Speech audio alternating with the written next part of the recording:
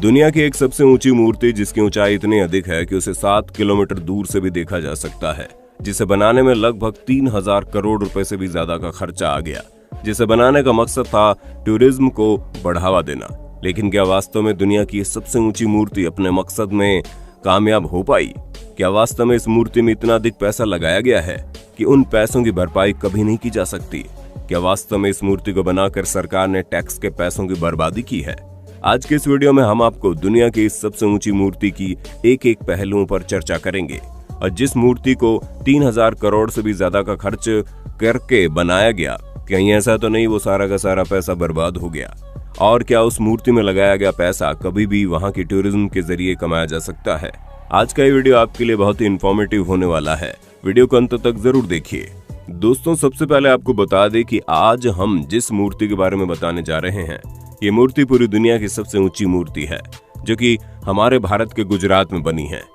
ये मूर्ति भारत के लौह पुरुष सरदार वल्लभ भाई पटेल की है, जो किसानों के नेता के रूप में जाने जाते थे। दुनिया की सबसे ऊंची मूर्ति को बनाने वाली कंपनी के मुताबिक इस स्टैच्यू को स्टील फ्रेमिंग, सीमेंट, कंक्रीट और तांबे के मदद से बनाया गया। इस मूर्ति को बनाने के लिए 75,000 cubic metre concrete, 5,700 metric ton steel structure, 18,500 ton steel rod और 22,500 टन कांसे की चादर का इस्तेमाल किया गया है। इस मूर्ति को बनाने में इतना अधिक मटेरियल का इस्तेमाल किया गया है जितना कि अब तक पूरी दुनिया में कहीं नहीं किया गया था। इस मूर्ति को बनाने का सपना हमारे वर्तमान प्रधानमंत्री नरेंद्र मोदी ने बहुत पहले देख लिया था। यही वजह है कि साल 2013 में ही उन्होंने इस मूर्ति की नींव की स्थापना की और 31 अक्टूबर 2019 में दुनिया की सबसे ऊंची मूर्ति स्टैच्यू ऑफ यूनिटी बनकर तैयार हो गई। इस मूर्ति को बनाने में जितना भी पैसा खर्च हुआ, उसमें से सबसे अधिक पैसा गुजरात सरकार ने दिया। गुजरात सरकार ने इस प्रोजेक्ट के लिए 2012-13 के दौरान 100 करोड़ रुपए और 2014-15 के दौरान 500 करोड़ रुपए आवंटित किए। बाद में 2014-15 के बजट में केंद्र सरकार ने 200 करोड़ रुपए की मदद की। इस प्रोजेक्ट को पूरा करने में 60 महीने का समय लगा। आपको जानकर हैरानी होगी कि इस मूर्ति को किस जगह पर बनाना है और किस तरीके से बनाना है। इन सब चीजों की प्लानिंग करने में ही 15 महीने का वक्त लग गया और 42 महीने निर्माण कार्य में लगा। और उसके बाद 3 महीने का वक्त इस प्रोजेक्ट को बनने के बाद भारत के हैंडओवर करने में लगा। लार्सन एंड टुब्रो को ये प्रोजेक्ट 27 अक्टूबर 2014 को मिला और कंपनी ने प्रोजेक्ट के डिजाइन, निर्माण और रख रखाव के लिए 2,989 करोड़ रुपए की सबसे कम बोली लगाई थी। स्टैच्यू ऑफ यूनिटी नर्मदा बांध से करीब 3.5 किलोमीटर दूर साधु बेट नाम के एक नदी द्वीप में बना है। इस द्वीप को नदी तट से जोड़ने के लिए 250 मीटर लंबा एक पुल भी बनाया गया है। इस स्टैच्यू का गलियारा नदी की सतह से करीब 500 फीट ऊपर है और यहाँ एक साथ करीब 200 लोग आराम से आ सकते हैं। जब आप उस जगह पर जाएंगे तो वहां से सतपुड़ा और विंध्याचल की पहाड़ियों और 212 किलोमीटर लंबे सरदार सरोवर जलाशय को देखा जा सकता है। लगभग 3000 करोड़ की लागत में बने दुनिया के इस सबसे ऊंची प्रतिमा को जब आम लोगों के लिए खोला गया तो पूरा इलाका एक पर्यटन स्थल के तौर पर विकसित हो गया।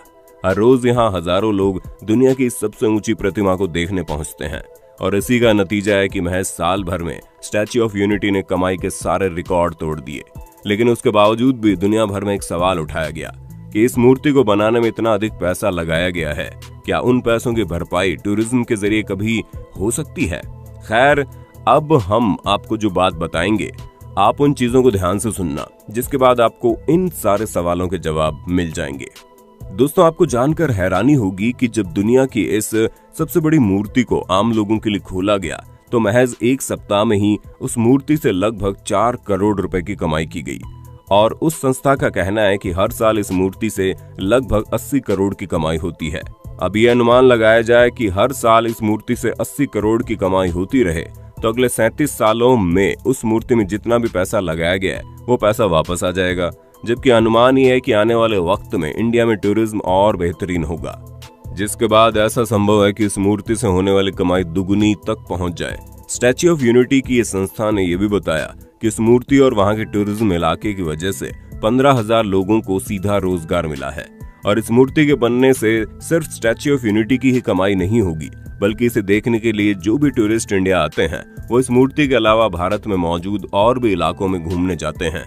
खैर, इन बातों को जानने के बाद आपको क्या लगता है? कि इस मूर्ति को बनाने के पीछे जो पैसा लगाया गया वो बर्बाद गया या फिर एक इन्वेस्टमेंट है। आप अपनी राय हमें कमेंट में बताना। दोस्तों, आपको बता दें, कुछ लोग हमारे भारत में ऐसे भी हैं जो भारत के इस मूर्ति की तुलना चाइना की सबसे ऊंची मूर्ति से करते हैं। आपको बता दें, भारत का स्टैच्यू ऑफ यूनिटी जब नहीं बना था तो उस वक्त दुनिया की सबसे ऊंची मूर्ति चाइना में बना स्प्रिंग टेम्पल बुद्धा की मूर्ति थी, जो कि बुद्ध भगवान की एक मूर्ति है जिसकी ऊंचाई लगभग 128 मीटर की है। कंपैरिजन के लिए आपको बता दें कि चाइना में बने उस मूर्ति के पीछे वहां की सरकार ने $55 मिलियन का खर्चा किया। वहीं दूसरी तरफ भारत ने जिस मूर्ति को बनाया है उसको बनाने के पीछे $180 मिलियन का खर्च किया। लेकिन आपको ये भी जानने की जरूरत है कि चाइना में जिस मूर्ति को बनाया गया वो भारत में बनाई गई मूर्ति से बहुत ज्यादा कम है। चाइना में जिस मूर्ति को बनाया गया उस मूर्ति से वहां की सरकार को कोई भी कमाई नहीं होती, लेकिन वो दूसरी तरफ भारत में जिस मूर्ति को बनाया गया उससे भारत सरकार की हर साल लगभग 80 करोड़ की कमाई हो रही है। दोस्तों, ये तो आप सभी जानते होंगे कि ताजमहल को भारत की सबसे सुंदर धरोहर माना जाता है, जो दुनिया के 7 अजूबों में शामिल है। दुनिया के इस अजूबे को देखने के लिए दुनिया भर से लोग आते रहते हैं, जिसकी वजह से देश का बहुत ही अधिक फायदा होता है।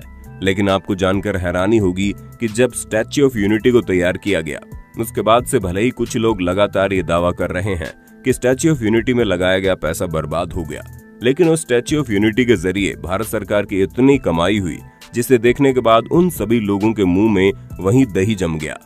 ताजमहल को सबसे सुंदर धरोहर मानने वाले और ये कहने वाले कि ताजमहल से ही देश को लाभ मिला है, उन सबको जवाब देने के लिए स्टैच्यू ऑफ यूनिटी के पहले साल की कमाई ही काफी है।